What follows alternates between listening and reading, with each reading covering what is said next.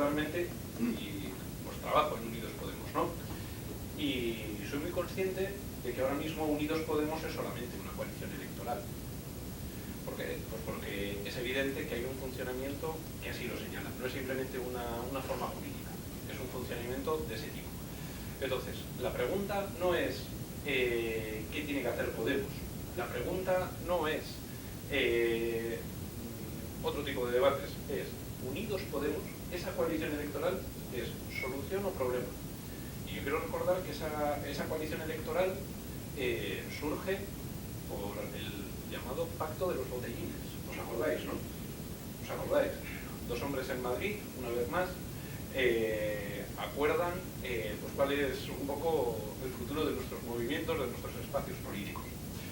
Entonces, ese pacto se da en una clave claramente, y así se identifica, de unidad de la izquierda. Yo entiendo que en el Estado eso puede considerarse una unidad de la izquierda. Yo he planteado, aquí en Euskadi tiene otras connotaciones. En el campo de lo que llamamos el progreso social, la transformación social, como queramos identificarlo, hay otra fuerza política. Una fuerza política que también, no nos olvidemos, es otra coalición de otras 4 organizaciones políticas. En total estaríamos 7.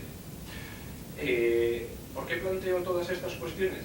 Porque creo que efectivamente, y Sabine apuntaba algunas de ellas, hay unas culturas políticas, organizacionales, incluso de cómo nos entendemos o por qué nos identificamos, absolutamente dispares dentro de Unidos Podemos. Y una de las tensiones que se ha ido identificando en todas las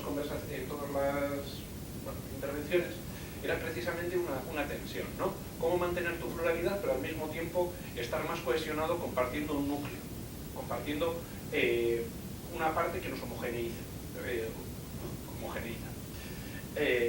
Entonces, esa tensión creo que ahora mismo no está sobre la mesa.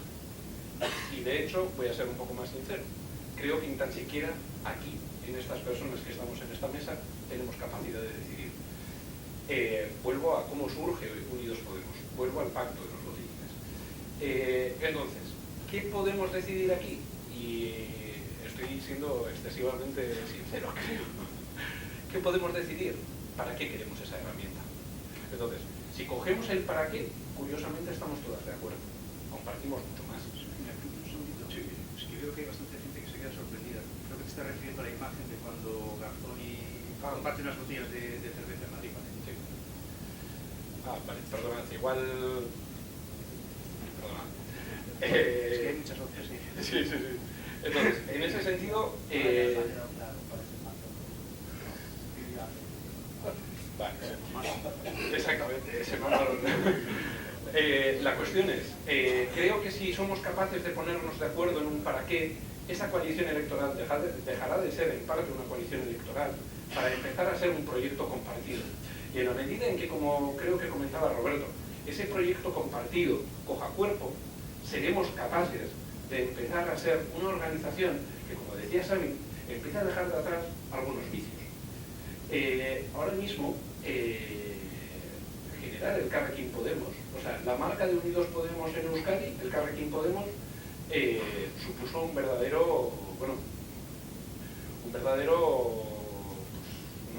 verdadera lucha, pelea en muchos aspectos, en muchos sentidos, hacia la interna de las organizaciones y entre las organizaciones. En la medida que ese proyecto cobre fuerza, en la medida que ese proyecto se consolide, probablemente esas organizaciones pierdan fuerza, probablemente esas pugnas queden un poquitín más atrás, probablemente haya una reagrupación de posiciones entre las personas que estamos en distintas organizaciones. Se apuntaba otro elemento, que creo que es el que recogía el compañero cuando hablaba del espíritu de esa primera internacional. ¿Qué relación queremos tener con los movimientos sociales? El otro día, hablando con Imanol Zubero, nos lanzaba una propuesta muy clara y nos decía: ¿de verdad os habéis creído que en Euskadi y en Euskal Herria tenemos más potencia, más sociedad civil organizada que la que hay en Andalucía? Pues cuando te pones a pensar, cuando te empiezan a explicar algunas cosas, cuando empiezas a tirar de datos, probablemente se nos cae un pequeño mito, ¿no? Probablemente igual no tenemos tanta diferencia como nos gusta pensar o como hemos asumido que había. Probablemente, y lo ha comentado creo que Rosa o Roberto, efectivamente, aquí ha habido algunos movimientos sociales que han sido relevantes políticamente, que han construido determinados imaginarios colectivos, Pero también es cierto que, como comentaba Manu, efectivamente se ha hecho en unas determinadas claves, que es ser correa de transmisión de una determinada fuerza política en un determinado contexto político para un determinado conflicto político. Particularmente, creo que nuestra posición con esos movimientos sociales tiene que cambiar, pero también no pensemos que el debate que nosotros hemos tenido como fuerzas de izquierda, algunas venimos de algunas tradiciones de la izquierda, yo me identifico ahí sin ningún problema, aunque algunos crean que soy del sector populista. ¿Qué ocurre? Que en 2017 no podemos seguir pensando que los movimientos sociales son como los que teníamos en los 70, en los 80 o en los 90 con el movimiento ecologista o con el movimiento feminista. En ese sentido, probablemente nuestra forma de relacionarnos con esos movimientos sociales no puede basarse en las claves que manejábamos en ese momento. Probablemente es cierto que hay una emergencia de nuevas formas de organizarse en la sociedad civil. Probablemente está esa formulación a través de redes más virtuales, menos físicas, más líquidas también. Pero probablemente tienen una limitación, como el propio Bauman señalaba, en cuanto a su propia potencialidad transformadora, por el mero hecho de ser líquidas. Entonces, yo creo que ahí tenemos una tensión. Volvemos al para qué.